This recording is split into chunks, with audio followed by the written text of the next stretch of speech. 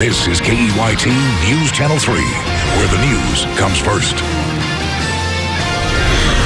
Good evening. I'm Senator de Los Santos. We begin tonight with a homicide investigation underway in Santa Maria. We begin tonight with officers accused of a brutal arrest. News Channel 3's Tracy Lair explains that the charge comes after an arrest at a KEYT motel that was all caught on cell phone video. Local fire crews aren't taking any chances when it comes to battling small fires. On a two-time Olympic gold medalist seriously hurt in a biking accident in Hope Ranch. One person has been found shot to death in Port Hueneme.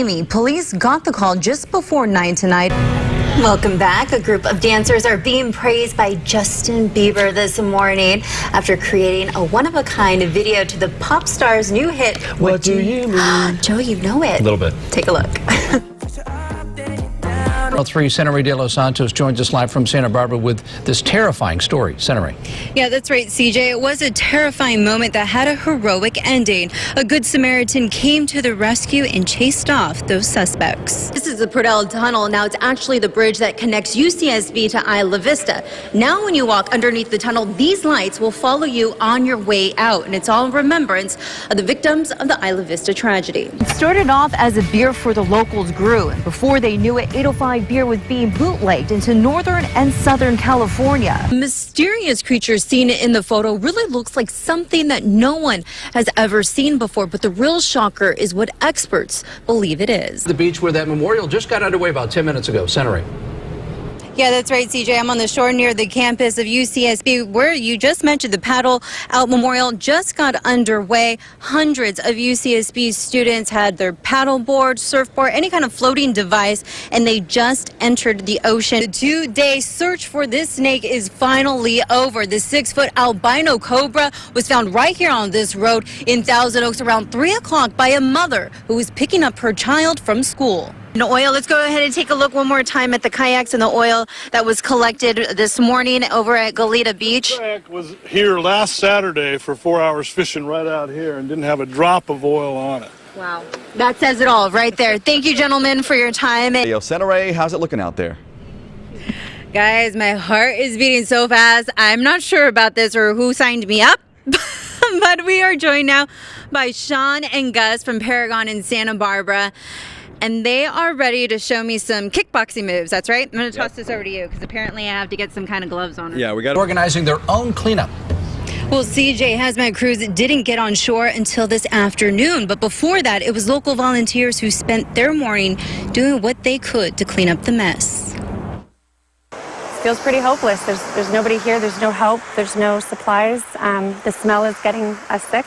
Fumes of spilled gasoline fill the shores of Refugio State Beach. What is usually a sight for surfers riding blue crashing waves is now black globs of oil. They were told to stay away, but a handful of local volunteers took it upon themselves to spend their morning buying supplies to help clean up the mess. To be perfectly honest, am I professionally trained in oil cleanup? No. Is anybody else out there that's trained in it? I don't think so. So we were all just kind of doing the best we could with resources that we had. Locals were disturbed that cleanup crews weren't sent sooner.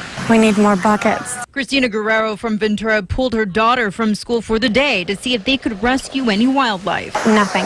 It's too late. Everything that we found is already dead, deceased. There's nothing. So we decided to grab a shovel and start moving some of this oil. Volunteers shoveled oil out of sea and off the sand and into buckets donated by Home Depot. It was devastating. It was heartbreaking that there was nobody here to help. There's nothing. And we've been here all morning.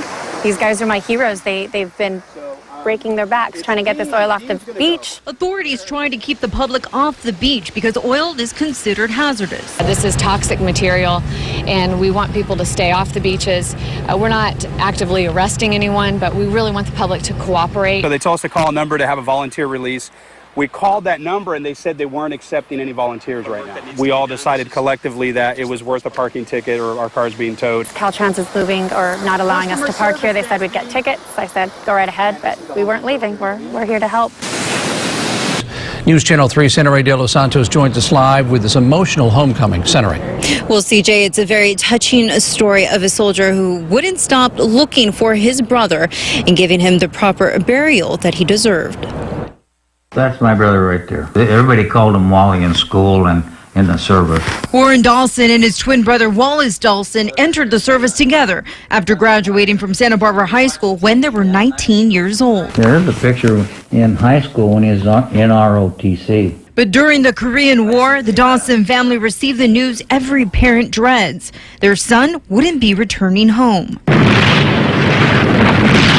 These are letters that he had written to my mom over the years. They sent a letter May of 1951 stating that they had information that he had passed in the prisoner of war camp. But they could not find his body. No. Wallace was captured by enemy forces and died from malnutrition in prison. Well, I have that picture on my dresser, and I say good morning to him every day, and I've done that since the day he left. Now, 65 years later, Warren got a phone call from the government agency that tracks prisoners of war. She said, "Sit down, Warren, because I've got to tell you something. You know, we've been working on this, you and I, for quite some time, and yeah, he's coming home." Excited as hell, to tell you the truth. With help from modern technology, scientists were able to identify Wallace's remains. On Friday, their family will gather at Goleta Valley Cemetery to honor their favorite soldier and lay him to rest at home. Friday, May 1st will be the day that it's going to be the end of something that we've been thinking about for 60 years. And it's a miracle as far as I'm concerned. Now, as of right now, Wallace's remains are in Hawaii at the National Memorial Cemetery of the Pacific.